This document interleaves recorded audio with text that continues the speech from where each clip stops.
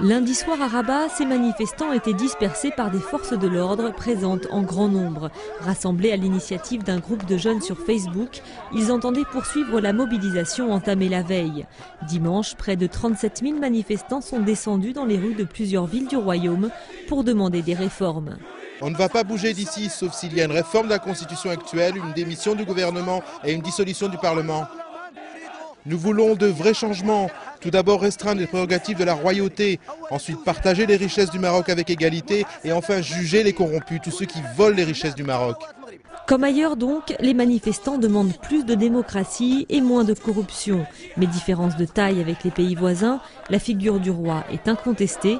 Par ailleurs, les manifestations se sont déroulées de façon largement pacifique, même si quelques débordements graves se sont produits en marge des protestations. 128 personnes ont été blessées.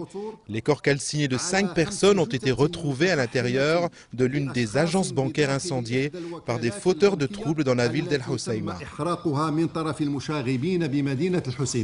Le Maroc n'est donc pas totalement épargné par le vent de révolte qui souffle sur le monde arabe. En descendant dans la rue, les Marocains ont démontré qu'eux aussi veulent du changement. Le gouvernement assure avoir bien perçu le message.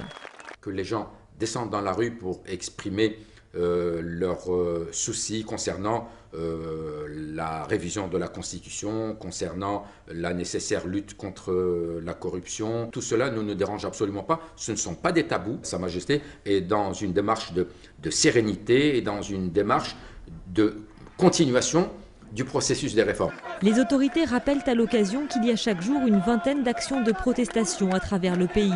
Certains des participants au rassemblement de dimanche dernier appellent à de nouvelles manifestations le week-end prochain.